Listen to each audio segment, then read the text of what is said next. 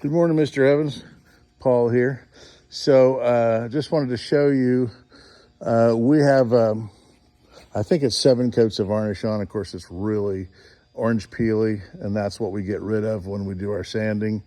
So we're halfway through the varnishing process. In preparation for varnish, well, or for stain even, actually, we started staining one day a few weeks ago, and as we ran the roller with the stain on it over the surface, the stain was sticky enough that we started pulling bungs out. The stain started pulling bungs out. So we jumped in.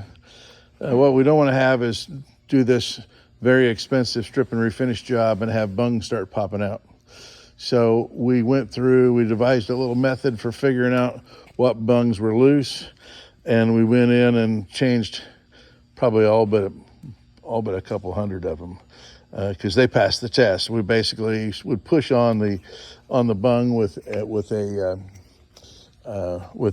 pick, and if the bung didn't move, then it was good, and if it did move, then, which most of them moved, then we picked the bung out, and we found them to be very thin. The boat's been sanded enough times that the bungs were just very, very thin and didn't have enough surface area in the hole.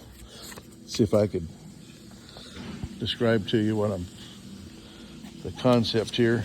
A little drawing maybe might be able to better describe what's going on. Okay, so say this is your wood surface.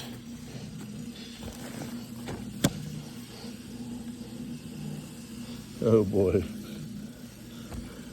that's not much of a pencil. And you got a hole that's countersunk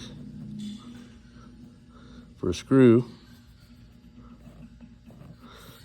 and here's your plank. And once this area right here gets thin enough, you really don't. Your bung is held in place with glue on the side of the hole. So if your bung's really thin, it pops out because there's no glue area. There's not much glue area holding the bung in place. So what we did is removed those bungs and then pull the screw out, countersink it deeper, put the screw back in, and then put a larger bung on. And we had 4 of us at times, just going over the whole boat and getting any remaining bungs that hadn't already popped out. A lot of the bungs pop out when you're sanding, and then the rest of the bungs started coming out when we started applying the stain. So we stopped what we were doing, came back in and fixed all the bungs.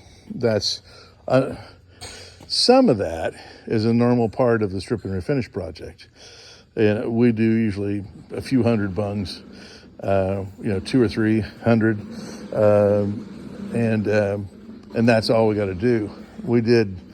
I haven't counted how many screws you got on the sides and the top, but you had 2,500 screws on the bottom, so you probably have 3,500 screws, and so we did in all, we did about 3,300 bungs. So I made a little special project for that and tracked that time separately so that in the future we can warn our customers ahead of time that this could happen, and here's about how much it's going to be if it does happen.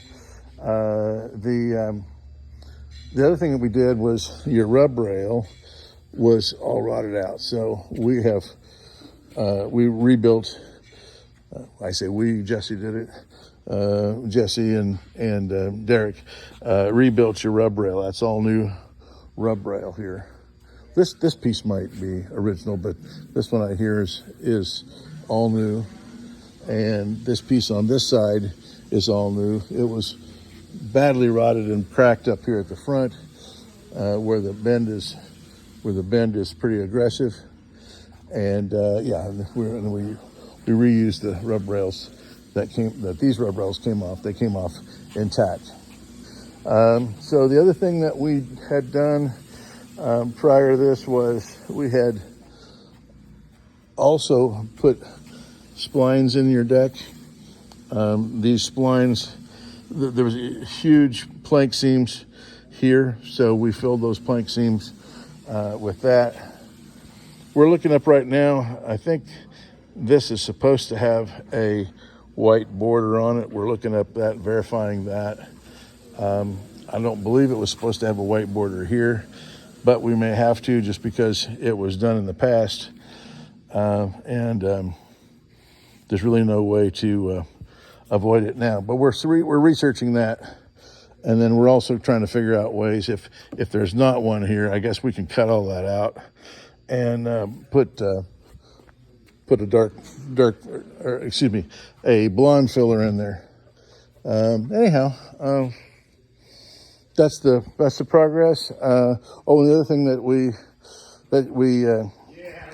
went over budget on is the parts for the engine finally came in.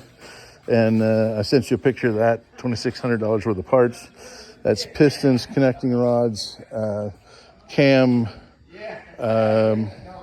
gasket set, of course, piston rings, valves, valve springs, valve guides. So all that is in, and your engine's been worked on. Our machine shop lost his mother last week, so week before last, she passed away, and then last week he was dealing with that. So anyway, but it is coming along. He's got all the parts that he needs to assemble the engine now, and he's got all the machine work done, so that engine should come out fairly quickly now.